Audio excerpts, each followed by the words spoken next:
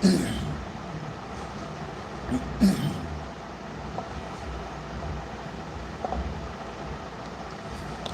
गुरुभ्यो नमः। हरि ओम। ओम सहना भवतु सहनौ भुनक्तु सह वीर्यङ्करवावहै तेजस्विनावधीतमस्तु मा विद्विषावहै। ओम शांति शांति शांति।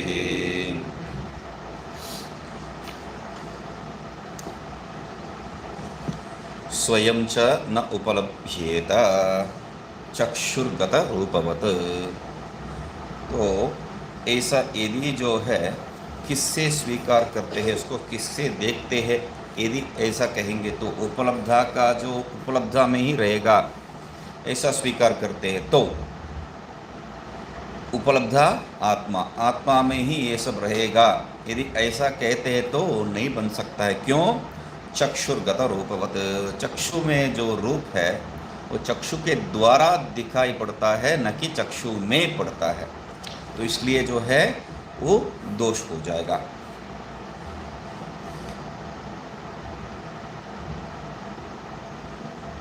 तो तस्मात् दाहच्छेदादि समानाश्रयत्वेन उपलभ्यमानत्वात् दाहादिवत् कर्मभूतैव वेदना। इसलिए क्या है, दाह छेदादि इसका जो है समानाश्रय, समानाश्रय में ही जो है समानाश्रयत्वेन उपलभ्यमानत्वात् कर्मभूतैव, दाह छेद जैसा है वैसा ही जो है उसी का समानाश्रय में, समानाश्रय में मतलब जिसमें वो रहता है उसमें ये रहता है।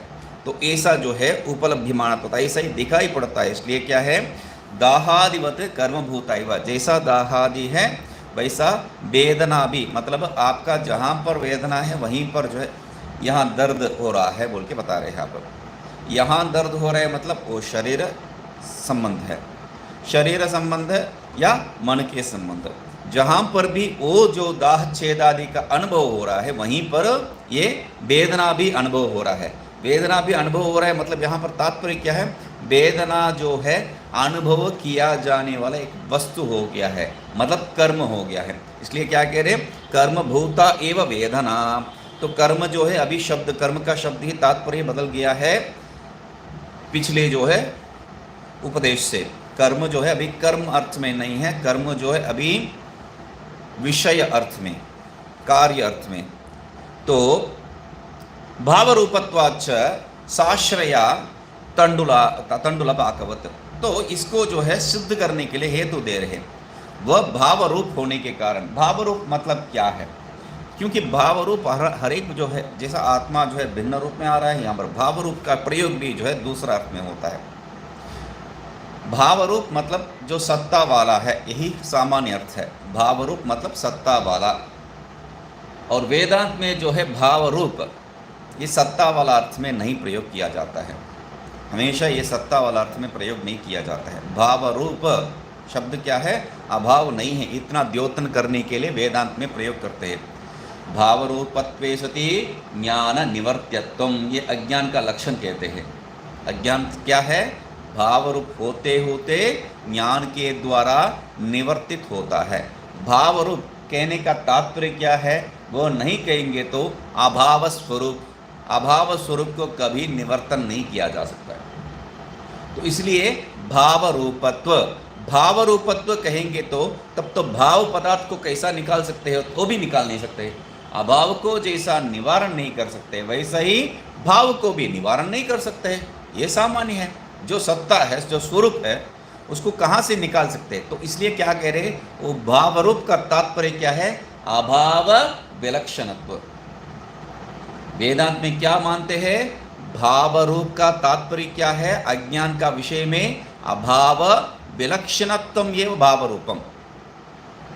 तो यहाँ पर भाव रूपत्वाच्च कहा है, यहाँ भाव रूप अज्ञान विलक्षण नहीं है। यहाँ पर क्या है, कार्यत्वम, कार्यत्वाच्च। यहाँ भाव रूपत्व मतलब कार्यत्वाच्च। तो कार्य होने के कारण जो है साश्रय, वो कभी भी जो है निराश्रय नहीं रह सकता है, कोई आश्रय रहित जो है नहीं रह सकता है। कैसा, तंडुलादिवत, जैसा पाक के लिए जो है आपको वो चावल चावल इत्यादि जो है और बर्तन में ही रखते हैं। तो वैसा ही ये भी कोई आश्रय में ही रह सकता है। वेदना समाश्रयः एव समानाश्रय एव तत्संस्कारः स्मृति समान काल एव उपलभ्यमानत्वात्। और वेदना का समान, वेदना जहाँ पर आश्रित है वहीं पर ही आपका जो संस्कार भी, वेदना का संस्कार तत्संस्कारः वेदनायाः संस्कारः, वेदना का संस्कार कहाँ पर रह सकता है? वेदना जहाँ पर है वहाँ पर ही रह सकता है। खीसा आपको मालूम है, स्मृति काले स्मृति समान काल एवं उपलभ्यमानत्वात्। जैसा स्मृति उत्पन्न होता है, अच्छा कल जो है पैर में वो चोट लगा था, दर्द हो रहा था, तो वो जो अनुभव आपको कैसा आएगा? स्मृति के समान काल में वहाँ से ही उत्पन्न होना है, तो वहीं ही वो होना चाहिए। जहाँ पर स्मृति उत्पन्न हो रहा है वहीं पर ही आपका जो वेदना का और उसका संस्कार का आश्रय होना चाहिए। उपलभ्यमानत्वात् वेदना विषय है, उपलभ्यमानत्वात् वेदना विषय है, ठीक है। तन्निमित्त विषयश्च द्वेषोपि संस्कार समान आश्रय एव। और उसका निमित्त जो द्वेष भी, वो भी क्या है? संस्कार समान आश्रय ही होना चाहिए। ये सब जो है सामान्य सामान्य तात्पर्य हम लोग निकाल के चले जाएंगे। टीका में जो है इसका विस्तार रूप से देखते हैं। तथा आपको ये सब एक ही आश्रय में आप लेके जाके कचरा पेटी जैसा जो है उसमें जो भी है भर दिए है। क्या है? आप क्या वहाँ समझे? वेदना और उसका संस्कार और उसका स्मृति और उसका जो है आश्रय ही बोल रहे हैं, आश्रय को ही बोल रहे हैं। तो आगे जो है आपका द्वेष राग इत्यादि सब जो है एक ही स्थान पे है, तो ये सिद्ध कर रहे हैं। तो यहाँ पर क्या है? तथा च उक्तम, इसको कह रहे क्या है? रूप संस्कार तुल्य धीहि रागद्वेषो भयं च यत् गृह्यते धीश्रयं तस्मात् ज्ञाता शुद्धो अभयः सदा। रूप संस्कार तुल्य धीहि, रूप और संस्कार का जो है समान, मतलब तुल्य धीहि मतलब समान आश्रया धीहि। राग द्वेषो भयं च यत्, और इतना ही नहीं है, राग द्वेष भय ये सब जो है कहाँ पर देखा जाता है? गृह्यते धीश्रयम, बुद्धि आश्रित ही ये दिखाई पड़ता है। धीश्रयम बुद्धि आश्रयम, बुद्धि का आश्रय में ही ये सब दिखाई पड़ता है। इसलिए तस्मात् ज्ञाता, इसलिए जो है वह ज्ञाता नहीं है, ज्ञाता जो आत्मा है शुद्ध है। और जो भय बता रहे थे वो भय रहित अभय है। तो जो भी वक्त तो गुण है वो सब गुण इसमें नहीं है, राग द्वेष भी नहीं है, वो तात्पर्य है सदा, ठीक है। अभी बहुत बढ़िया विचार चल रहा है। तत्र एव युक्ति अंतरमाह, तो वहाँ पर जो हम लोग बात किए थे, आह अतः दाहच्छेदादि समानाश्रय एव वेदना इति योजना, वहाँ से लेके आना है। तत्रैव उसी में, मतलब दाहच्छेदादि समानाश्रय एव वेदना, पूर्व टीका का अंतिम पंक्ति है, समझी? टीका का जो अंतिम पंक्ति है, अतः दाहच्छेदादि समानाश्रय एव, पिछले पृष्ठ में समझी, नहीं यहाँ वही नीचे एकदम, अतः दाह छेदादि समानाश्रय एव वेदना कहे थे। मतलब दाह छेदादि जहाँ पर होता है उसी आश्रय में वेदना भी है ना? तो तत्रैव, यहाँ पर तत्रैव उसी में, वो समान आश्रय ही सिद्ध करना है। उसी में क्या है? युक्ति अंतरमाह, युक्ति दूसरा युक्ति भी दे रहे, स्वयं चैति। स्वयं चैति मतलब क्या है? यथा चक्षुर्गतं रूपम न चक्षुषा गृह्यते तथा आत्मगत वेदना, मतलब ये जो रूप किसके द्वारा ग्रहण होता है? ये रूप आंखों के द्वारा ही ग्रहण होता है। क्या बता रहे हैं? चक्षुर्गत रूपम कह रहे हैं। मतलब तात्पर्य क्या है? इसका रूप तो आप चक्षु के बाह्य जो भी है उसका रूप वो आप किससे देखते हैं? चक्षु से ही देखते हैं। बाह्य जो भी रूप है वो सब आंखों से ही देखते हैं। आपका आंख का रूप क्या है? आपका आंख का रंग क्या है जानते हैं आप? आंख से ही जो है सब देखते हैं हम लोग। तो अपना आंख का जो है रंग क्या है, कैसा देख सकते हैं? तो आंखों का रंग जो है आंखों से नहीं देख सकते हैं, आंखों का परिणाम आदि जो है, परिमाण आदि जो है आंखों से नहीं देख रहे हैं। वैसा ही यहां पर कह रहे हैं चक्षुर्गत रूपम न चक्षुषा गृह्यते। उसका जो रूप है, चक्षु का रूप, चक्षु में जो रूप है, चक्षु में जो रूप है उसे, क्योंकि चक्षुर्गत रूप मतलब ये तो रूप तो चक्षु से ही पढ़ समझते हैं, तो कैसा आ गया, चक्षु में जो रूप है उसको चक्षु से नहीं ग्रहण करते हैं। वैसा तथा एक दृष्टांत है, दृष्टांत क्या है, तथा आत्मगता वेदना, वैसे ही आत्मगता वेदना, स्वयं का तात्पर्य क्या है, आत्मगता वेदना, ठीक है। आत्मना न गृह्यते, आत्मगत वेदना जो है आत्मा से ही नहीं ग्रहण होता है। वो कैसा आपको मालूम होता है, कर्मकर्तृ, कर्मकर्तृ तो विरोधादित्यर्थ है, वही जो है कर्म और वही कर्ता हो गया तो जो है वो मोनो एक्टिंग कहते हैं अंग्रेजी में, मतलब एक ही आदमी रहता है दोनों पात्र को निभाता है ना। तो यहाँ इस तरह खड़ा होके जो है कर्म उस तरफ जाके जो है करता, ऐसा थोड़ी होता है। यहाँ पर आत्मा एक ही है, उसमें कैसा ये सब हो सकता है, तो इसलिए कह रहे हैं कर्तृ कर्म, कर्म कर्तृ विरोध, ये जो है बहुत जबरदस्त विरोध है एक्चुअली। यहाँ पर जो है जहाँ पर भी ऐसा कर्म कर्तृत्व आ रहा है वहाँ पर जो है पूरा निराकरण कर देते। कर्म कर्तृत्व विरोध कहीं पर भी स्वीकार नहीं किया जाता है, मतलब चलो एक जगह वहाँ पर ऐसा कहीं पर नहीं है, कहीं पर भी हो नहीं सकता है, तो दोष है। इसलिए क्या कह रहे हैं, कर्म कर्तृत्व विरोधात कह के, ठीक है। कर्म कर्तृत्व विरोध ये कहने का मतलब आपको मालूम है कहीं पर भी जो है इसका उदाहरण दिखाई नहीं पड़ता है इसमें तो ये कहने का ही जरूरत क्या है आपको, मतलब आपको कहीं पर ये मिलता नहीं है, तो ये कर्म कर्तृ विरोध को खंडन करने के लिए आपका प्रवृत्ति का जरूरत क्या है। कर्म कर्तृ विरोध है इसलिए यहाँ पर ये नहीं हो सकता, ये इसका खंडन करने का प्रवृत्ति क्यों हो रहा है। तो आगे जाके आपको जो है हर एक सिद्धांत को, अभी एक मिनट देख लीजिए, ये दूसरा पंक्ति है 3 4 5 6, चौथा वहीं गृह्यते का समान स्तर पे ही जो है बौद्ध ही अपि अंतिम में, हाँ 1 2 3 4 5 6 में बौद्ध ही अपि है ना, बौद्ध ही अपि तथा अभ्युपगमात कह रहे हैं। तो वहां बुद्ध को जो है लेके आ गया, बुद्ध का अनुयायियों को लेके आ गया है। तो यहां पर किसको खंडन करने के लिए ऐसा जो है कर्म कर्तृ विरोध लेके आ रहे हैं, कोई तो स्वीकार कर रहा होगा। तो यहां पर क्या किसको स्वीकार कर रहे हैं, चक्षुर्गत वेदना को छोड़िए, आत्मगत वेदना आत्मना न गृह्यते जो कह रहे हैं, ये इनके लिए जो है दोष है, सबके लिए नहीं है। तार्किक लोग क्या मानते हैं, राग द्वेष इच्छा ये सब कहां पर रहने वाला है, मन में नहीं है, मन में नहीं है, आत्मा में रहने वाला आत्म गुण है। ये सब आत्मा में रहने वाला आत्म गुण है, इसलिए इनको यहां पर खंडन करना पड़ता है। क्या बता रहे हैं, आत्मगता वेदना आत्मना न गृह्यते। आप जो आत्मा का ही ये सब है बता रहे हैं, आत्मा का ये जो स्वरूप आत्मा ही कैसा ग्रहण कर सकता है, वो आत्मा नहीं ग्रहण कर सकता है। क्यों वो वैसा क्यों नहीं स्वीकार कर सकते, कर्म कर्तृ विरोध है, सिंपल सी बात है। तो ये भी नहीं समझते हैं, कह के उनको जो है निवारण कर दे। आत्मनो वेदनाश्रयत्व निराकरण उपसंहरति, आत्मा में जो वेदनाश्रयत्व जो स्वीकार करते हैं ये लोग, उसको उपसंहार कर रहे, इसलिए उपसंहार जो है मुख्य विषय हो जाता है। इसलिए तस्मादिति तस्मादाह छेदादिति, ठीक है।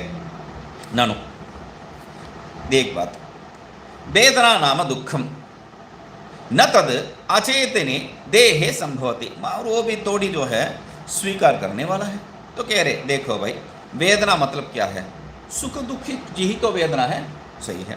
और वो कहाँ पर रह सकता है, ये पेन जो है बहुत सुखी है, ये पेन जो है बहुत दुखी है, मेरे पास है इसलिए, ऐसा थोड़ी हो सकता है। तो इसलिए क्या कह रहे, न तद अचेतने देहे संभवति, अचेतने कुत्रापि न संभवति, देह में बिल्कुल नहीं हो सकता है। तो आपको जो है इसका कोई आश्रय बताना चाहिए। आप देह आश्रय कह रहे, देह आश्रय नहीं होना चाहिए। सुख दुखादि धर्मानाम चेतनाश्रयत्व नियमात्। क्योंकि सुख दुख ये सब धर्म कहाँ पर रहना है? चेतन में ही रहता है, यही नियम है।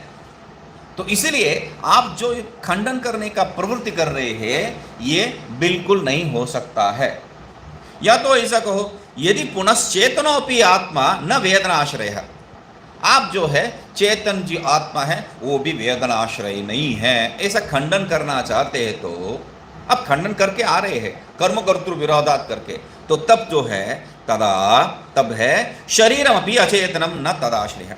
शरीर जो अचेतन है वो उसका आश्रय नहीं बन सकता है, मतलब चेतन आश्रय नहीं बन सकता है।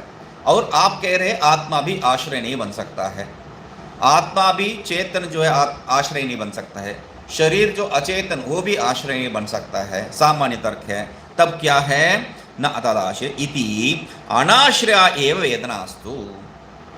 ये वेदना कहाँ पर हो रहा है?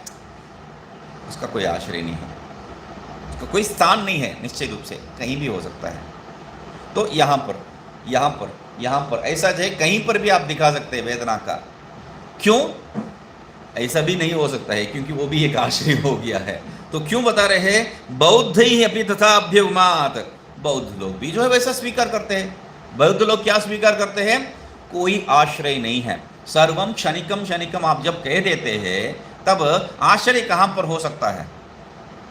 क्योंकि पहला क्षण जो है आपका उत्पन्न होने वाला है, द्वितीय क्षण वो नष्ट हो गया है, उसका आश्रय कहीं पर नहीं है। बहुत तार्किक लोग यद्यपि क्या मानते हैं? प्रथम क्षण उत्पत्ति, द्वितीय क्षण स्थायी और तृतीय क्षण को जो है नाश रूप मानते हैं। यहाँ पर वो नहीं है, क्योंकि तृतीय क्षण स्थायी मानेंगे तो वो कि कहाँ स्थायी होगा ये बताना पड़ेगा आपको, कहाँ स्थायी है वो बताना पड़ेगा। इसलिए इन लोगों का क्या है? क्षण भर ही हो है बस, स्थायित्व तो कहीं पर नहीं है। तो इसलिए क्या कह रहे हैं? बौद्ध ही अपी, बौद्ध लोग भी जो है इसका कोई आश्रय नहीं मानते हैं। तो वैसा क्यों नहीं स्वीकार करते हैं? तो हमारा जो बात आप स्वीकार नहीं करते, चेतन को आश्रय नहीं मानते हैं और अचेतन तो आश्रय कोई भी नहीं मान सकते हैं। तो इसलिए क्या है? हम मेरा नहीं तुम्हारा नहीं, बीच में दोनों का नहीं है, ये बात जो है बौद्ध ही अपी। तो भाव रूपत्वाच इति, तो उसको कह रहे भाव रूपत्वाच, तात्पर्य भाव रूपत्वात् मतलब कार्यत्वम, भाव रूपत्वम कार्यत्वम है ना। तो अभी वेदना साश्रया कार्यत्वात् तंडुलपाकादिवत इत्यर्थ। तो वहाँ पर भाव रूपत्वाच साश्रया तंडुलपाकवत एक हेतु है, वो भाव रूपत्वात् हेतु है, शाश्रया तो कैसा है? तंडुलपाकवत दृष्टांत है। तो साश्रया वहाँ पर साध्य है, कहाँ पर साध्य? वेदना को सिद्ध करना है। तो वेदना साश्रया, वेदना साश्रया, वेदना साश्रया तंडुलपाकवत। क्यों साश्रया? हाँ, कार्यत्वात्। हाँ, यहाँ पर जो है वेदना जीवा पराव, इसमें जो है वेदना ले लीजिए, वेदना, क्योंकि हर एक तर्क जो है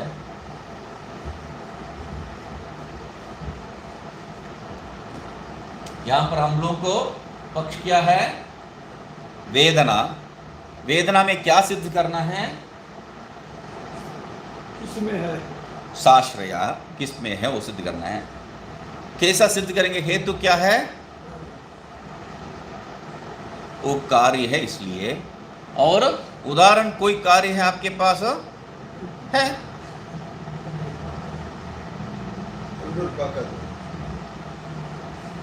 तंडुलपाक। तो ये उदाहरण है। वेदना आपका जो भी अनुभव है, तो अनुभव क्या है? कहीं एक स्थान पे रहना ही चाहिए, निराश्रय नहीं रह सकता है वो। क्यों? आप जो है शरीर को स्वीकार नहीं करते हैं, मन को स्वीकार नहीं करते हैं, तो आत्मा को स्वीकार नहीं करते हैं, तो कहाँ पर रहेगा? वो जो है निराश्रय ही रहने दो, ऐसा हो नहीं सकता है। क्यों?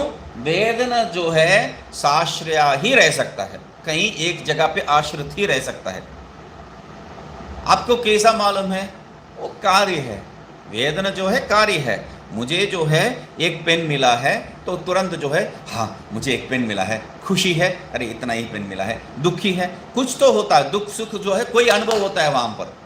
तो वो अनुभव जो है कार्य है, वो कारण के कार्य है, जो भी प्राप्ति है या अप्राप्ति है उसका कार्य है। तो कार्य रूप में ही हम लोग सब अनुभव प्राप्त करते हैं। तो इसलिए वेदना साश्रय, वेदना जो है कार्य है, तो वो कहीं रहना ही चाहिए, वो साश्रय ही हो सकता है।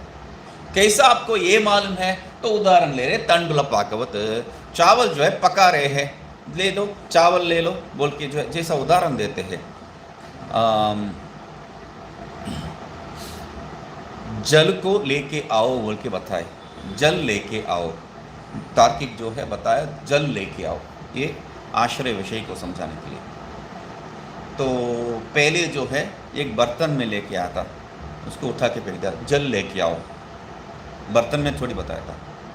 चलो पत्ता को जो है ऐसा मोड़ के लेके आया, जल लेके आओ, पत्ता में नहीं है, जल लेके आओ, हाथ में लेके आया, तब बताए जल लेके आओ, हाथ थोड़ी। तो कहाँ से लेके आएगा वो?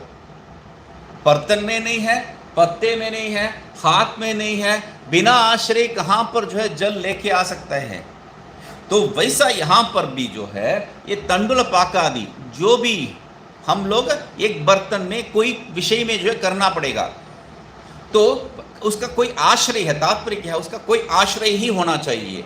बिना आश्रय जो है अपने आप में वो कुछ नहीं होता है, अपने आप में जहाँ पर भी है उसी को आश्रय मानना पड़ेगा तब भी। तो इसलिए कार्य जो भी है वो आश्रय सहित ही हो सकता है। जैसा ये वेदना जो है कार्य होने के कारण वो भी क्या है, आश्रय सहित ही रह सकता है। तंडुल पाक आदि जैसा आश्रय सहित ही है, वैसा ये जो वेदना भी क्या है, कार्य होने के कारण आश्रय सहित ही है। तो ये तर्क का तात्पर्य है। भाव रूपत्वम कार्यत्वम कह दिया है, और वेदना क्या है, कार्य होने के कारण साश्रय ही हो सकता है, तंडुल पाक आदिवत इत्यर्थ है। ठीक है। हेतु हो अप्रयोजकताम आशंक्य विपक्षे बाधकमाह। ये जो आप क्या कह रहे हैं, हेतु क्या है यहां पर, कार्यत्वात्, कार्यत्वात् इसमें प्रयोजकता, प्रयोजकता मतलब कोई जो है प्रयोजक, हम लोग जो अर्थ ले रहे हैं वैसा नहीं है, इसका कोई कारण क्या है उसको ले रहे हैं यहाँ पर। हेतु हो अप्रयोजकताम आशंक्या, ये जो है यहाँ पर संबंधी नहीं होता है, तो वैसा लेके जो है ये बाधक के विपक्ष क्या है, वेदना समाश्रय एव। बाधक क्या विपक्षे बाधकम, विपक्षे बाधक मतलब बाधक तर्क, एक उल्टा तर्क दे रहा है। आप कैसा बता रहे हैं, वेदना जो है हमेशा शाश्रय हो सकता है बोल के, कार्यत्वात् साश्रय होने का कोई जरूरत है क्या? तो कह रहे हैं वेदनायाः निराश्रयत्वे, वेदना जो है साश्रय नहीं है, मतलब आपका जो कार्य रूपी तर्क है उससे आप साश्रया ये सिद्ध करने का कोई जरूरत ही नहीं है। वेदना निराश्रया, मैं अभी तर्क दे रहा हूं, वेदना निराश्रया क्यों, कार्यत्वात्। तो कोई उदाहरण देके मैं भी सिद्ध करता हूं, तो आपका ये जो कार्यत्वात् हेतु है वो कुछ सिद्ध नहीं करता है यहां पर। क्यों?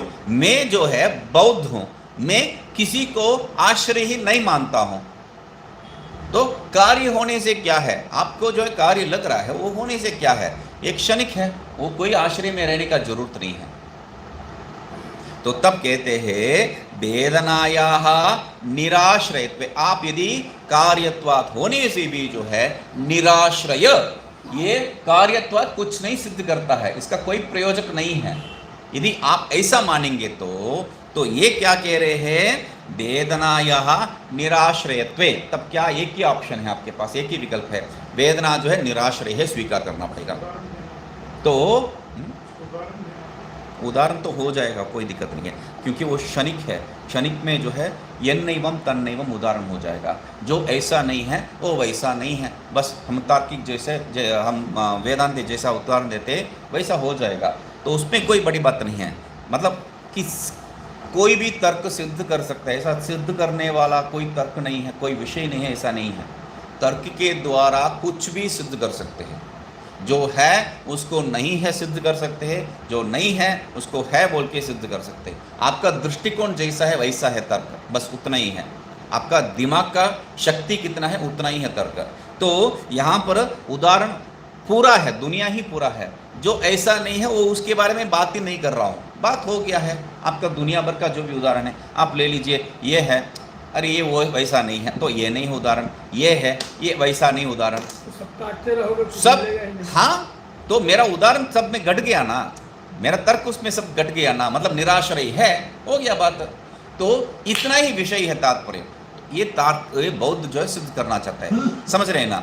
आपका जो भी विषय है यहाँ पर वो सब ऐसा नहीं है, मैं जो बोल रहा हूँ वैसा नहीं है, हो गया बात, उसका हित सिद्ध हो जाएगा। तो इसलिए क्या कह रहे हैं, वेदनाया, ये जो है उत्तर है हम लोगों का। वेदना जो है सिद्धांत पक्ष है, वेदनाया निराश्रयत्वे। अभी वेदना जो है निराश्रय, आप जैसा बता रहे हैं ये कार्य तो कोई प्रयोजन का नहीं है, इससे कुछ सिद्ध नहीं होता है, ऐसा आप स्वीकार कर रहे हैं, हम भी स्वीकार कर देंगे यदि, तब क्या है, वेदना निराश्रया, ये आगे आ जाएगा, ये आ जाएगा। तब ये कह रहे हैं वेदनाया निराश्रयत्वे, वेदना जो है निराश्रय यदि स्वीकार करेंगे तो मैं जो है ये पेन है, ये देखा हूँ, अनुभव किया हूँ, अभी ढूंढ रहा था कहाँ है पेन, कहीं रखा था, ये पुस्तक के बीच नीचे चला गया, तो ढूंढ के उसको मैं पता कर दिया। तो ये कहानी आपको ज़रूरत क्या है, मैं ढूंढ रहा था, मुझे मालूम है, और मैं पेन को पा भी लिया, इससे आपको लेने देने क्या है। मुझे ये पेन यहाँ पर रखा वहाँ पर रखा बोल के ढूंढने का कारण क्या है? हाँ, मेरा जो है पेन है, ये कहीं पर रखा हूँ, ये मेरा स्मृति है, मेरा अनुभव है। ये वेदना क्या है, मेरा अनुभव, तो मेरा अनुभव कहीं तो रहना चाहिए। तो इसलिए कह रहे हैं वेदनायाः निराश्रयत्वे, वेदना जो है निराश्रय हो गया तो तब क्या है, तन्नाशे, वेदना का नाश। वेदना का नाश मतलब क्या है, अनुभव का नाश। अनुभव का नाश कब है, मेरा आंखों के साथ पेन है, अभी पेन नहीं है, आंखों के सामने पेन नहीं है, मतलब आंखों के सामने दूसरा कुछ है, मतलब वह जो अनुभव है वो नाश हो गया है, दूसरा अनुभव उत्पन्न हो रहा है। हम लोग इसके बारे में विचार करते वक्त क्या माने थे, ये जब तक मैं इसको देख रहा हूँ, वेदांत परिभाषा में ये देखे थे, जब तक इसको देख रहा हूँ तब क्या है, pen pen pen pen pen pen बोल के जो है मेरा दिमाग में वृत्ति उत्पन्न होते रहता है, मेरा दिमाग में वृत्ति उत्पन्न होता है ना, देख रहा हूँ पेन पेन पेन पेन, मुझे मालूम नहीं है भले, मगर होता है।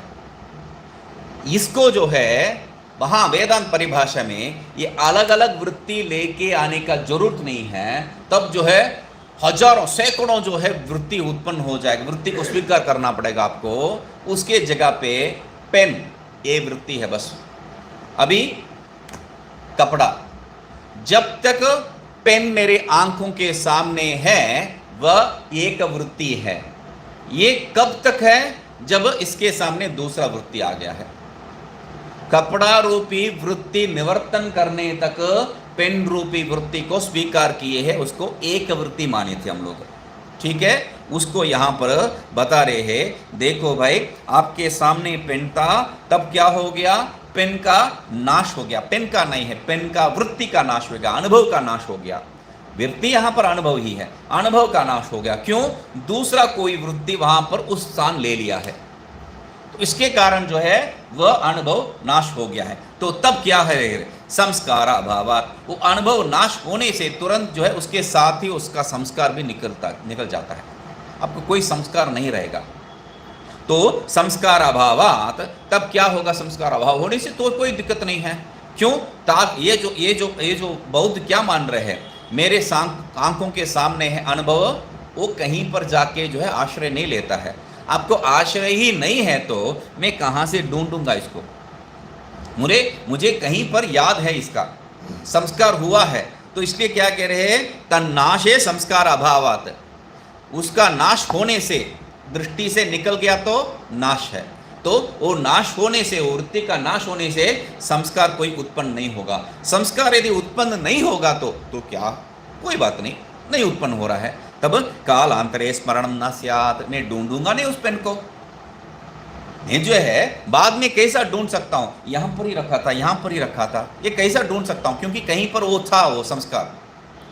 तो संस्कार अभाव को आप सिद्ध नहीं कर सकते हैं, क्योंकि अनुभव रूप में संस्कार का स्वरूप अनुभव में आ रहा है, स्मरण रूप में। तो कह रहे हैं स्मरण रूपी अनुभव, क्योंकि हम लोग वेदांति स्मरण को अनुभव रूप में मानते नहीं हैं, स्मरण रूपी अनुभव ले लेंगे यहाँ पर, न वे स्याद इत्यर्थ यद्वा, या तो दूसरा ही है, हेतु सिद्धिम परिहरति, यहाँ पर जो हेतु है उसका असिद्धता को हम लोग परिहार, मतलब ये जो हेतु बता रहे कार्यत्व, ये जो है असिद्ध है, हेतु सिद्धि मतलब ये हेत्वाभास है, मतलब वेदना कोई कार्य ही नहीं है, वेदना कोई कार्य ही नहीं है, ये जो है सिद्ध करना चाह रहे हैं, उसको जो है हम लोग परिहार कर रहे हैं। कैसा, वेदना समाश्रय एव तत्संस्कार इति, वेदना समाश्रय समानाश्रय एव तत्संस्कार इति, उसका जो है दो प्रयोजन है। देखिए ऊपर भी जो है वही वेदना समाश्रय और नीचे भी जो है वही वेदना समाश्रय, एक ही वाक्य हो।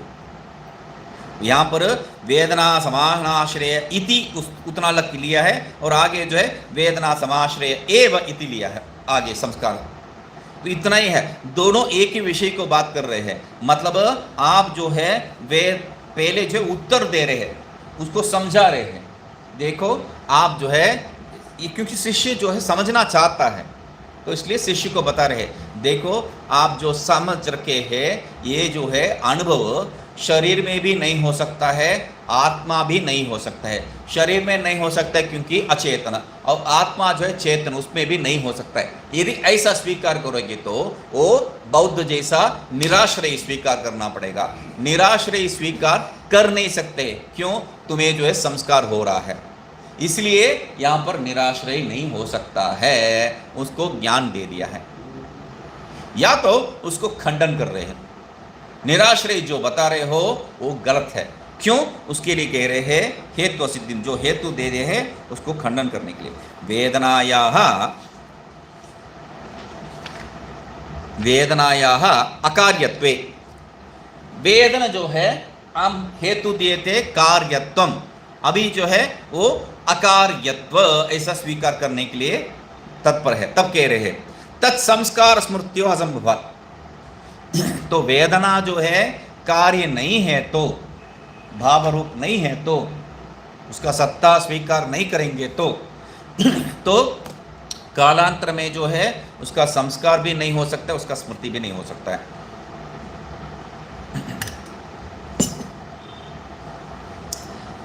और ये संस्कार स्मृति आपको है, कैसा आपको मालूम है, मुझे है बोल के, क्योंकि मेरा मन का वृत्ति आपको कैसा मालूम है, मेरे मन का संस्कार आपको कैसा मालूम है। तो कहते हैं तुम जो है कल बता रहा था, मुझे जो कल था दर्द वो निकल गया, कल बहुत ही दर्द था बोल के जो बता रहा था उसको याद दिला रहे। पादे में वेदना अभूत, कल जो था मेरा पैर में इतना दर्द होता था, आज ठीक है, तुम वो बता रहा था कल, तो इत्यादि व्यवहार न स्यात्, ये जो व्यवहार है कल पैर में बहुत दर्द था बोल के, वो व्यवहार हो ही नहीं सकता है। क्यों, उसका कोई आश्रय नहीं है, क्योंकि वो कार्य नहीं है। यदि कार्य नहीं है ये बताओगे तो तब क्या हो जाएगा, उसका कोई आश्रय नहीं रहेगा। उसका आश्रय नहीं रहेगा तो वेदना का जो स्मरण, संस्कार के द्वारा जो स्मरण, वो उत्पन्न ही नहीं हो सकता है। यहाँ पर कितना विषय को सिद्ध कर दिया एक ही विषय में, एक ही वाक्य में। एक वेदना जो है कार्य है, एक दूसरा वेदना जो है साश्रय है, तीसरा वेदना ही संस्कार, और वेदना जहाँ पर हो रहा है उसी आश्रय में जो है संस्कार भी है, और उसी आश्रय से स्मृति भी उत्पन्न हो रहा है। वेदना कार्य है और कार्य साश्रय है, और वही साश्रय, वही आश्रय में क्या रहता है, संस्कार स्मृति भी रहता है। वेदना का साश्रय, वेदना का समान आश्रय में ही संस्कार और स्मृति भी उत्पन्न होता है, ये सिद्ध कर दिए। का अथवा, अथवा एक शब्द है अथवा, अथवा साश्रया यदि वेदना, या तो चलो एक और तर्क दे रहे हैं, यदि वेदना जो है साश्रया समान आश्रय है, एक आश्रय वाला है तो तरहि आत्माश्रय एव स्यात्, तो कहाँ पर ये आश्रित हो सकता है? अचेतन को तो नहीं हो सकता है, तो इसलिए आत्माश्रय एव स्यात्, आत्मा में ही ये आश्रित होना चाहिए। क्यों? आत्मन्येव तत्संस्कार स्मृतियो हो उपलभ्यमानत्वाद इति आशंक्य, फिर वापस आ गया है। तो आपको जो है यही जो है सिद्ध करना है, तो मैं तो पहले ही बता रहा था, यही पहले ही बता रहा था, अचेतन पे तो नहीं हो सकता है अनुभव, तो चेतन नहीं हो सकता है, और चेतन कौन है? आत्मा को छोड़ के कुछ नहीं है। तो इसलिए कह रहे हैं साश्रय यदि वेदना, यदि वेदना जो है आप जैसा स्वीकार करना चाहते हैं वैसा साश्रय है, तो वो आश्रय क्या है? आत्मा ही हो सकता है। आत्मन्येव तत्संस्कार स्मृति हो उपलब्ध्यमानत्व, क्यों? आत्मा में ही जो है उपलब्धि होता है, आत्मा में उपलब्धि होता है। आपको कैसा मालूम है? मेरा जो वेदना अनुभव आप में नहीं हो रहा है, आप जो है मेरा वेदना को समझ ही नहीं रहे हैं, तो हम कहते हैं। तो इसलिए जो है मेरा आत्मा में है, आपका आत्मा में नहीं है, तो ये जो है इति आशंक्य, उसके लिए कह रहे हैं, मतलब एक ही वाक्य है, देखिए एक ही वाक्य है, उसका एक तात्पर्य और दूसरा तात्पर्य और तीसरा तात्पर्य आ रहा है एक ही वाक्य का। वेदना समाश्रय एव तत्संस्कार इति, एक ही वाक्य है, कितना बार आएगा? इतना ही है, 3 बार आ रहा है, बस उतना ही है। यत्स्थाः, कैसा सिद्ध कर रहे हैं? यत्स्थाः वेदना उपलभ्यते, यहाँ पर तीनों जो है, तीनों का तीनों जो है सही है, तीनों का तीनों सही है। मतलब एक ही विषय पे दो के ऊपर ज्ञान जब होता है, एक ही विषय के प्रति दो के ऊपर जब ज्ञान होता है, एक के ऊपर ज्ञान होता है, एक के ऊपर जो ज्ञान होता है उसको संशय कहते हैं। ये कपड़ा है, पेन है, ये पेन है, कपड़ा, ये बताओ इसमें क्या है ये? तो अभी जो है संशय का बीज हो गया है, एक के ऊपर जो है भिन्न भिन्न ज्ञान है तो वो संशय का बीज हो जाता है। और यहाँ पर एक ही वाक्य में जो है तीन तीन संशयास्पद नहीं है, निश्चय रूप से बता रहे हैं। मतलब ये कैसा है? ये कपड़ा है, ये पोंछा है, अभी बताओ, मैं भी तो बता रहा हूँ, दो अर्थ बता रहा हूँ, ये पोंछा है, ये कपड़ा है बोल के, आप जो है इसका कार्य और इसका जो है कारण दो बता रहे हैं बस। कपड़ा जो है कारण रूप में, और कपड़ा के द्वारा जो करने वाला कार्य, या कपड़ा है, क्लॉथ है, ऐसा दो दो शब्द जो प्रयोग कर रहे हैं वो सब एक ही विषय के बारे में एक ही तात्पर्य सिद्ध करने वाला। मगर यहाँ पर क्या है? तीन तीन तात्पर्य आ रहा है, तीन तीन तात्पर्य आ रहा है। तो पहला जो है क्या बताए थे? हेतु जो है उसको सिद्ध करते, वहां हेतु दिखाए थे, वेदना साश्रया कार्य तंडुल पाकवत, ये जो हेतु दिखाए थे। दूसरा में क्या है? इसी वेदना निराश्रय यदि हो तो तब क्या होगा? आपका संस्कार इत्यादि नहीं बनेगा बोल के वहां दूसरा ढंग से सिद्ध किए हैं। अभी तीसरा जो है बता रहे हैं, अकार्य हो तो निराश्रय हो जाएगा, तब जो है वो हो जाएगा। ठीक है, तो अथवा वहां 3 नहीं है, 4 नहीं है, 4 हो गया। अथवा बोल के वहां पर एक और जो है तात्पर्य ले रहे थे, वेदना निराश्रय है तो संस्कार बुद्धि संस्कार नहीं होगा, या वेदना साश्रय है तो आत्मा में हो जाएगा बोल के जो बात है वही उसी को जो है यहाँ पर ले रहे। आशंका ही है, कोई बात नहीं, 3 ही है। यद स्यात् यत्सा वेदना उपलभ्यते तत्स एव तज्जन्य संस्कारादि, वेदना तत् संस्कार स्मृतीनाम एकाश्रयत्व नियमाद वेदनायाश्च उपलब्धि कर्म निष्ठा उपपादनात् न उपलब्धरी आत्मनि तत् संस्काराद इत्यर्थ। तो ये जो आप बात कह रहे हैं क्या है, वेदना जो है आत्मा में ही रह सकता है। क्यों? चेतन आत्मा ही है, दूसरा कोई चेतन नहीं है। तो उसको कह रहे हैं यत्सा वेदना उपलब्धते, जहां पर जो है वेदना उपलब्धि हो रहा है, तत्स्था तस्मिन् स्था एव, उसमें स्थिति ही है। तत्स्था तस्मिन् स्था, यस्मिन् स्था वेदना उत्पत्ति होता है, तस्मिन् स्था, जहां पर वेदना का अनुभव हो रहा है उसी में, उसी आश्रय में क्या बता रहे हैं, तज्जन्य संस्कार आदि ही, उससे जन्य जो संस्कार वो भी हो सकता है, वो भी होता है। जहां पर वेदना अनुभव हो रहा है वहीं पर संस्कार भी है। तो वेदना तत्संस्कार स्मृति नाम, वेदना तत्संस्कार तत्स्मृति, वेदना तत्संस्कार तत्स्मृति, ये तीनों क्या है, एक आश्रयत्व नियम, ये तीनों एक ही आश्रय में रह सकता है, ये नियम है। वेदना एक स्थान पे और स्मृति दूसरा स्थान पे, और अनुभव उसका जो संस्कार जो है तीसरा स्थान पे जो है नहीं हो सकता है। तो ये हम लोग नहीं कहते, वो अनुभव किया उसको ये याद रखा था, मैं जो है उसको बोल रहा हूँ, ऐसा कोई नहीं कहते हैं। तो इसलिए एक ही आश्रय में होना चाहिए, मेरा अनुभव मेरा संस्कार रूप में और मेरा जो है स्मृति में आ सकता है, इतना ही है। ये जो है उपलब्धि कर्म, ये तीनों क्या है, वेदना तत्संस्कार स्मृति नाम एकाश्रयत्व नियमाद वेदनायाश्च, और वेदना क्या है, उपलब्धि कर्म, उपलब्धि कर्म निष्ठ उपादानात्।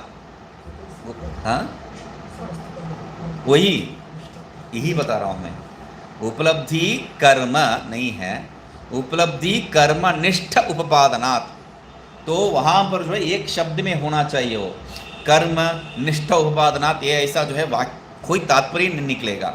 तो इसलिए उपलब्धि कर्म नहीं है, उपलब्धि कर्मनिष्ठ, उपलब्धि कर्मनिष्ठ, उपलब्धि रूप, यहाँ पर कर्म कर्म तात्पर्य है, उपलब्धि रूपी कर्म में जो है निष्ठ है वो, ये जो है उपादानात्, ये जो है स्वीकार किया है, सब में जो है, सब में जो है ये सिद्ध हो रखा है उपादानात्। इसलिए क्या है, हम भी इसको कहे थे, उपलब्धा जो है, उपलब्धा में ये नहीं बन सकता है, उपलब्धि रूपी कर्म है। वहाँ कर्म क्या बताए थे, कर्तुर ईप्सित तम, तो उसको बता रहे हैं उपलब्धि क्या है, कर्म है, कर्म में निष्ठ है वो, मतलब वो जो है द्वितीया का तात्पर्य हो सकता है, वहाँ पर अक्यूसेटिव केस कहते हैं अंग्रेजी में। हाँ, इति उपादानात्, ये जो है हम लोग उपादान कर चुके हैं। तो वे उपलब्धि क्या है, कर्म ही है, मतलब कर्ता से अनुभव करने वाला एक विषय है, कर्ता का जो है संबंधी एक विषय है। तो इसलिए न उपलब्धरी आत्मनि, तो उपलब्धि कर्म है, उपलब्धि रूपी आत्मा जो करता है उसमें नहीं हो सकता है, तत्संस्कारादित्यर्थ। क्यों, ऐसा ही जो है संस्कार है उसका, तो उस ऐसा ही जो है अनुभव में आ रहा है, उपलब्धि आत्मनि तत्संस्कारादित्यर्थ है। तो यहाँ पर भी हेतु रूप में ही है, तत्एव अनुमानेन साधयति। तो यही जो बात, वो जो वेदना क्या है, वेदना संस्कार स्मृति ये सब जो है एक ही आश्रय में रहता है। क्यों, वेदना जो है कर्मनिष्ठ है, उपलब्धि जो है कर्मनिष्ठ है, और उपलब्धि में वो कभी निष्ठ नहीं हो सकता है।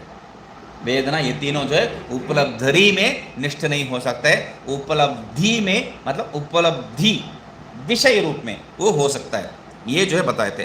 तदेव अनुमानेन साध्यते, उसी विषय को जो है एक अनुमान से बता रहे, यही एक अनुमान रूप में है। आप क्या है हेतु दे रहे हैं, निष्ठा उपादानात् उपलब्धि आत्मनि तत्संस्कारात्, ऐसा जो है वो हेतु रूप में आ जाएगा। तो यहाँ पर ही दे रहे, फिर भी जो है अलग अलग से बता रहे, स्मृति समान काल एव करके, स्मृति समान काल, अगला वाक्य को ले रहे, स्मृति ही स्मृते है यह काल है। स्मृति समान काल मतलब स्मृति समान काल सबको समझ में आता है, फिर भी जो है उसको स्पष्ट कर रहे, कोई संशय नहीं होना चाहिए। स्मृते है यह काल है, स्मृति समान काल मतलब क्या, उसमें संशय क्या है। स्मृति स्मृति समान काल मतलब स्मृति का काल है। हाँ, स्मृति का काल मतलब क्या है, यहाँ पर इसको विषय विचार करने का जरूरत ही क्या पड़ रहा है। देखिए अगला शब्द जो है इसको स्पष्ट कर देते हैं, क्या है? स्मृति समान काल मतलब जागृत स्वप्न अवस्था रूप है। स्मृति समान काल का तात्पर्य क्या है? जागृत और स्वप्न अवस्था मात्र है। ये दोनों अवस्था कहाँ पर स्मृति हो सकता है? सुषुप्ति में तो कभी होता नहीं है, तो समाधि में स्मृति का बात ही नहीं है, वहाँ वृत्ति नहीं उत्पन्न हो सकता है, वृत्ति रहित स्थिति है वो। और यहाँ पर स्मृति समान काल मतलब तब दो ही आपके ऑप्शन है, मतलब चार अवस्था है। चतुर्थ तुरीय को भी एक अवस्था रूप में मानेंगे तो इसके संबंध में, तब तुल्य न्याय से तो क्या हो जाएगा? जागृत स्वप्न सुषुप्ति और तुरीय। तुरीय अवस्था में वृत्ति नहीं है इसलिए वो नहीं हो सकता है, और सुषुप्ति अवस्था में भी वृत्ति नहीं है, वो भी नहीं हो सकता है। तो आपके बचा है दो ही अवस्था, तो इसलिए कह रहे हैं जागृत स्वप्न अवस्था, वहीं पर वृत्ति उत्पन्न हो सकता है। वही जो है अंतःकरण का वृत्ति उत्पन्न हो सकता है यहीं पर अंतःकरण का वृत्ति ही नहीं है, ये बात नहीं। सुषुप्ति में भी वृत्ति है, सुषुप्ति में भी वृत्ति है, और वृत्ति के कारण ही जो है हम लोग मैं अच्छा सा सोया था इसका अनुभव बता रहे हैं। मगर याद रखिए वो अनुभव जो है आपका अंतःकरण का अनुभव नहीं है, आपका अंतःकरण का अनुभव नहीं है, वो अविद्या का अनुभव है। मैं एक जो है यहाँ पर बताने का तात्पर्य क्या है, एक और विषय जो है जोड़ रहा हूँ मैं। क्या जोड़ रहा हूँ? आपका आश्रय। आप कितना आश्रय ले रखे हैं अभी? एक ही आश्रय। क्या आश्रय है? अंतःकरण को ही आश्रय रूप में बता रहे हैं, क्योंकि वृत्ति वहां पर ही उत्पन्न हो सकता है, अनुभव वहां पर ही हो सकता है। और वो अंतःकरण का वृत्ति कहां पर होता है? जागृत स्वप्न अवस्था में मात्र होता है। सुषुप्ति अवस्था में अंतःकरण नहीं है, वहां पर नहीं हो सकता है। अनुभव वेदना, वेदना हो रहा है कि नहीं है सुषुप्ति में? उसका वृत्ति है, वहां पर अनुभव नहीं है। ये एक विचित्र विषय है। क्यों इसको लेना पड़ रहा है? वेदना समाश्रय एव संस्कार स्मृति कहा है। यहाँ तात्पर्य क्या था? वेदना का समान आश्रय एव संस्कार स्मृति, मतलब जहाँ पर संस्कार है उसी में वेदना भी है, ऐसा भी कह सकता हूँ मैं। जहाँ पर वेदना जहाँ पर है वहाँ पर संस्कार और स्मृति, ये कह सकता हूँ। या तो जहाँ पर संस्कार है वहीं पर वेदना होना चाहिए और वहीं पर स्मृति हो सकता है, ये भी कह सकता हूँ। या तीसरा, जहाँ पर आप स्मृति कर रहे हैं वहाँ पर ही संस्कार भी है, वेदना। तीनों गलत है क्या? नहीं है। तीनों जो है, वेदना जहाँ पर है वहीं पर संस्कार स्मृति कहूँगा, या जहाँ पर स्मृति है वहीं पर संस्कार और वेदना ये कहूँगा। कोई भेद नहीं है, कोई भेद नहीं होना चाहिए सामान्य रूप में। मगर सुषुप्ति में क्या हो रहा है? वेदना नहीं है। सुषुप्ति में संस्कार उत्पन्न हो रहा है। संस्कार कहाँ पर उत्पन्न हो रहा है? कहाँ उत्पन्न हो रहा है? मन में। मन में ही तो संस्कार उत्पन्न हो सकता है। वेदना रहित मन में संस्कार है, स्मृति है, वेदना नहीं है। वृत्ति है मगर अविद्या का वृत्ति है। वेदना रहित भी संस्कार और स्मृति हो सकती है, ये तात्पर्य था मेरा। वेदना रहित, वेदना रहित ये बिल्कुल वेदना रहित नहीं कह सकते हैं, क्योंकि या स्मृति ही सा सा अनुभव पूर्विका, ये तात्पर्य है। हम लोग जो उस समय में गाढ़ निद्रा में हूँ, ये तो अनुभव नहीं कर सकता है, मगर अनुभव तो कुछ हुआ है, यही तर्क था वहाँ पर। हम लोग या स्मृति सा सा अनुभव पूर्विका कहने का तात्पर्य क्या है? वहाँ पर अनुभव हुआ है, मतलब वेदना हुआ है। आपको भले मालूम नहीं है मगर वेदना हुआ है, यही तात्पर्य है। तो वेदना हो रहा है कहाँ पर? अंतःकरण में नहीं है। क्यों? वेदना होने से आपको जो संस्कार हो सकता है और स्मृति हो सकता है, अनुभव नहीं होता। वेदना क्या है? अनुभव है। अनुभव नहीं हो तो आपको संस्कार और स्मृति नहीं हो सकता है। और अनुभव कहाँ पर हो रहा है? अंतःकरण पे तो नहीं है। सुषुप्ति में अंतःकरण में नहीं हो सकता है, क्यों? अंतःकरण वहां पर है ही नहीं है। अनुभव तो कौन कर रहा है? साक्षी। अविद्यावृत्ति कहो या साक्षी कहो, दोनों एक ही है। साक्षी कर रहा है बोल के बता रहे हैं। तो अनुभव करने वाला साक्षी वो कहीं भी आके साक्षी बताने वाला नहीं है, मैं हूं, मैं देखा हूं बोल के बताने वाला नहीं है। देखने वाला बताने वाला कौन है? मन है, अंतःकरण है। उसमें से बहुत बढ़िया से सो गया बोल के साक्षी कहां पर लेके आके उसका जो है अनुभव को आश्रय लेके बता रहा है? रिकॉर्डिंग कहां कर रहा है? रिकॉर्डिंग जो है जैसा जो है कैमरा रखते हैं, सीसीटीवी कैमरा रखते हैं, सीसीटीवी कैमरा जहां पर है वहां रिकॉर्डिंग नहीं है, उसके अंदर कोई स्थान है। कुछ कुछ सीसीटीवी उसी में चिप रहता है, कैमरा में उसी में चिप रहता है। तो यहाँ पर एक कैमरा है मगर उसका रिकॉर्डिंग अंदर चल रहा है। तो साक्षी जो है कैमरा जैसा है, तो वो उसका रिकॉर्डिंग क्या है? अंतःकरण में। मतलब संस्कार और स्मृति का कम से कम एक विषय जो है समान आश्रय है। संस्कार और स्मृति, क्योंकि संस्कार को निरोध नहीं कर सकते आप, संस्कार का निराकरण भी नहीं कर सकते। सुषुप्ति का संस्कार को निरोध भी नहीं कर सकते, निराकरण भी नहीं कर सकते, क्योंकि हमारा अनुभव है, वो प्रत्येक का अनुभव है। ये विचित्र विषय है, ये इसलिए जो है इसको भी जो है देखने का था। तो क्या तात्पर्य क्या है? ये जो वेदना जो हो रहा है वो कहाँ पर होता है? ये वृत्ति कहाँ पर होता है? स्मृति का वृत्ति, वही तो ले रहे हैं। तत् स्मृति है यह काल है। स्मृति का काल कहाँ पर है? वो जागृत और स्वप्न।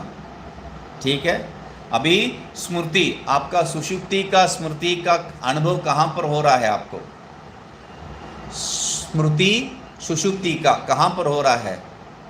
जागृत और स्वप्न घट रहा है, वहां पर इसको जो है अनुभव करके इसको रिकॉर्ड करने वाला कहीं पर हो तो भी जो है स्मृति काल कौन है? जागृत और स्वप्न। तो स्मृति काल का जो है तात्पर्य जागृत स्वप्न में कोई दोष नहीं है, तो बता रहे हैं जागृत स्वप्न हो, जागृत स्वप्न अवस्था रूप है। स्मृति काल मतलब जागृत स्वप्न अवस्था रूप है। तत्रैव उपलभ्यमानत्वात् सुषुप्त्यादौ अनुपलभ्यमानत्वात्। क्यों? ये जो स्मृति है वहीं पर ही होता है, कहां पर नहीं होता है? सुषुप्त्यादौ। कितना है? और कुछ नहीं है। जागृत स्वप्न सुषुप्ति तीन ही अवस्था है। सुषुप्त्यादौ कहने का तात्पर्य क्या है? सुषुप्ति समाधि को भी यहां पर इसलिए ले रहे, समाधि आपका कोमा वो भी आ जाता है, वो भी आ जाते हैं। आपका मूर्छित अवस्था, वो सब में जो है स्मृति कुछ नहीं हो रहा है। तो यहाँ पर सुषुप्ति, मूर्छित अवस्था, कोमा और जो है समाधि सब आ जाता है आदि पद से। ठीक है, अनुपलभ्यमान, वहाँ पर जो है कुछ अनुभव नहीं हो रहा है स्मृति का। तो स्मृति काल मतलब दो ही है, एक जागृत एक स्वप्न। तो इसलिए कह रहे वेदना विषय है, वेदना समान विषय है। वेदना विषय मतलब वेदना समान विषय है, समान आश्रय एवं तत्संस्कार इति अक्षरार्थ है। वेदना का विषय मतलब वेदना का आश्रय, वेदना का आश्रय समान ही हो सकता है। मतलब जहाँ पर स्मृति हो रहा है वहीं पर ही उसका हो सकता है। ठीक है, वहीं पर ही उसका हो सकता है। ये जो है लौकिक वेदना का जो है स्वीकार करके हम लोग यहाँ ऐसा ही जाएंगे, नहीं तो जो है कंफ्यूशन बहुत से हो जाएगा। सुषुप्ति का वेदना अनुभव, वो अनुभव जो है मन नहीं कर रहा है, मन आश्रय नहीं है, मगर स्मृति और संस्कार मन में है। उसको वेदना रूप कह सकते हैं क्या? नहीं कह सकते। मगर बिल्कुल नहीं कह सकते क्या? ऐसे भी नहीं कह सकते। क्यों? ये वेदना नहीं है तो वो अनुभव नहीं हुआ। तो वेदना मतलब दर्द ही मत समझिए, वेदना मतलब अनुभव है। तो अनुभव नहीं हुआ तो आपको जो याद ही नहीं हो सकता है। क्यों? सिंपल सी तर्क है, या स्मृति सा सा अनुभव पूर्विका। मगर वहां सुषुप्ति का जो है अनुभव हो रहा है, मगर उसका स्थान क्या है? स्मृति का मन। समानाश्रय कहां पर है? तो व्यवहार के लिए जो है समानाश्रय दो ही है, एक जो है अंतःकरण और दूसरा क्या है? अंतःकरण। दो दो अंतःकरण हो गए। बता रहा हूँ, मतलब कहने का तात्पर्य क्या है, दो ही मतलब, अच्छा एक अंतःकरण, दूसरा क्या है, दूसरा कुछ नहीं है, वही अंतःकरण है तो वो तात्पर्य था। तो ठीक है, न तथा अच्छा अयम प्रयोग है, तो ऐसा ही प्रयोग है। इसका एक और तर्क दे रहे, क्या बता रहे तर्क, वेदनादि वेदनादि ही अनात्माश्रय है, वेदनादि ही अनात्माश्रय है, अनात्म प्रत्यय काल एव उपलब्धि गोचरत्वात् देह कार्य देह कार्यादिवत। तो क्या कह रहे, वेदनादि अनात्माश्रय है,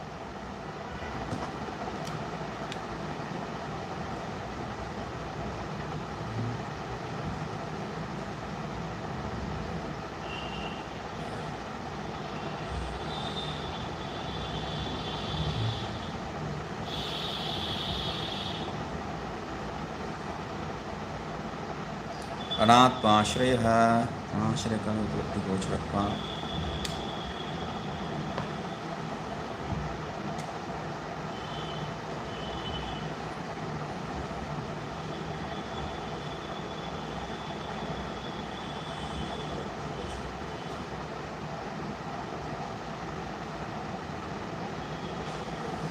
उपलब्धत्वात्, ठीक है, और देह कार्यादि।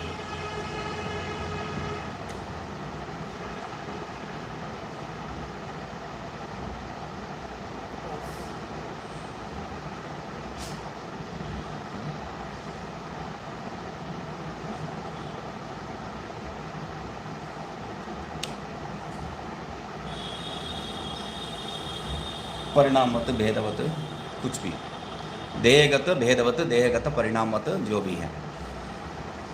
तो क्या कह रहे हैं, वेदनादि समान आश्रय, अनात्माश्रय। वेदनादि कहाँ पर है, वेदना वेदनादि ही यहाँ पर ले ली है। अभी तक वेदना वेदना करके सिद्ध कर रहे थे, यहाँ पर क्या है, वेदनादि ही, ये भी क्या है, वेदनादि ही कहना चाहिए। आदि में क्या मिलता संस्कार और स्मृति।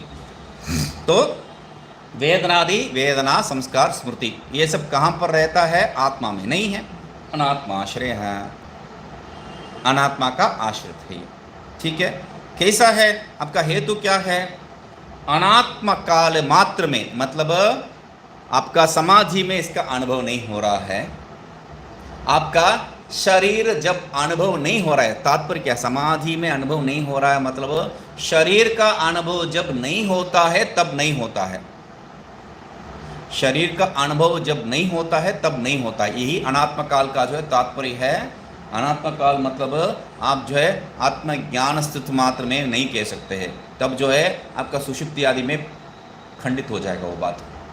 अनात्म काल उपलब्धमानत्वात् मतलब क्या है, ये शरीर अनुभव जब, अभिमान जब हो रहा है तब, अनात्म काल का तात्पर्य क्या है, अभिमान काल, अभिमान काल, इसको जो है हम लोग अनात्म काल भी नहीं लेंगे।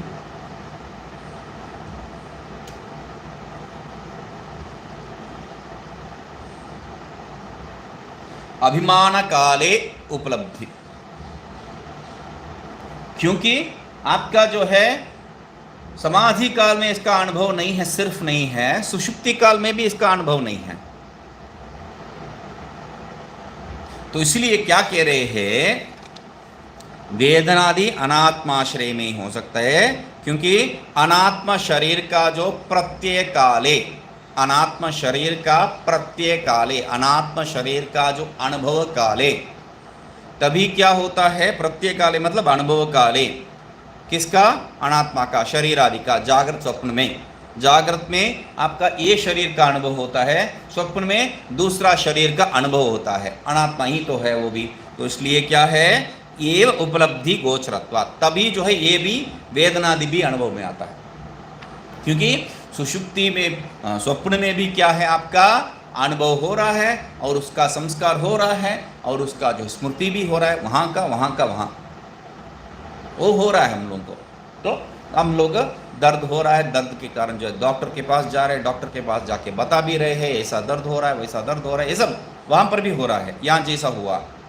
तो इसलिए जो है वहाँ का जो अनात्म है वो भी एक अनात्म है। इसमें एक और तात्पर्य क्या है, हम लोग यहाँ पर जागृत स्वप्न सुषुप्ति अवस्था जैसा स्वीकार करें, वैसा जो है यहाँ पर एक व्यावहारिक, दूसरा व्यावहारिक, पारमार्थिक, व्यावहारिक, पारमार्थिक, व्यावहारिक पारमार्थिकत्व ये है। दो ही हम लोगों का जो है यहाँ पर स्वीकार कर रहे हैं, एक जो है व्यावहारिक पारमार्थिक, दूसरा पारमार्थिक, दोनों प्रातिभासिक ही है। प्रातिभासिक नामक कोई तीसरा विषय नहीं है, दो ही है, एक प्रातिभासिक, दूसरा जो है पारमार्थिक, यहाँ व्यावहारिक ही नहीं है। उस व्यावहारिक को क्या शब्द प्रयोग करते हैं हम लोग, व्यावहारिक पारमार्थिक। प्रातिभासिक के लिए क्या कहते हैं, व्यावहारिक पारमार्थिक शब्द है। तो ठीक है, अभी दो ही काल है यहाँ पर, एक जो है प्रातिभासिक, वो प्रातिभासिक क्या है, ये भी है और वो भी है। इसलिए अनात्म काले, अनात्म काले, ये अनात्म काल इन दोनों में घट जाता है अनुभव, ठीक है, वहाँ पर ही जो इसका गोचर हो रहा है। देह कार्ष्यादिवत, तो देह में जो भी परिमाण है, देह कार्ष्य कृषि होने हैं, ये सब जो भी परिमाण में देह में, तो देह का परिमाण जो भी है, बड़ा हो रहा है, छोटा हो रहा है, ये सब का अनुभव कहाँ पर हो रहा है, जब आप जागृत अवस्था में हैं तभी, या स्वप्न अवस्था में जो बड़ा छोटा हो रहा है या हाथी घोड़ा हो रहा है, वो सब जो है वहाँ पर ही हो रहा है। तो इसलिए जो है ये वैसा ही अनात्म काल में ही उत्पन्न होने वाला अनुभव है। समझ रहे हैं ना, समझिए, यहाँ पर देहादि वेदनादि सब क्या कहाँ पर होने वाला है, अनात्म काल में। अनात्म काल मतलब क्या है, जब शरीर के साथ संबंध रखे हैं तब। क्यों, शरीर के साथ संबंध जब रखते हैं तभी जो है इसका स्मरण हो रहा है। कैसा, शरीर के साथ संबंध रखा तो मैं मोटा हो गया, मैं पतला हो गया, ये अनुभव हो रहा है। जब हम लोग सो रहे हैं तब ये अनुभव नहीं है, जब मर गए हैं तब ये अनुभव नहीं है, जब सुसमाधि में है ये अनुभव नहीं है। तो इसलिए क्या है, सिंपल सी, अनात्मा में ही ये रह सकता है। वेदनादि अनात्मा में ही रह सकता है, आत्मा में बिल्कुल नहीं रह सकता है। तार्किक का सिद्धांत निवारण हो गया। देखते हैं इसको। ओम पूर्णमदः पूर्णमिदं पूर्णात् पूर्णमुदच्यते पूर्णस्य पूर्णमादाय पूर्णमेवावशिष्यते। ओम शांति शांति शांति।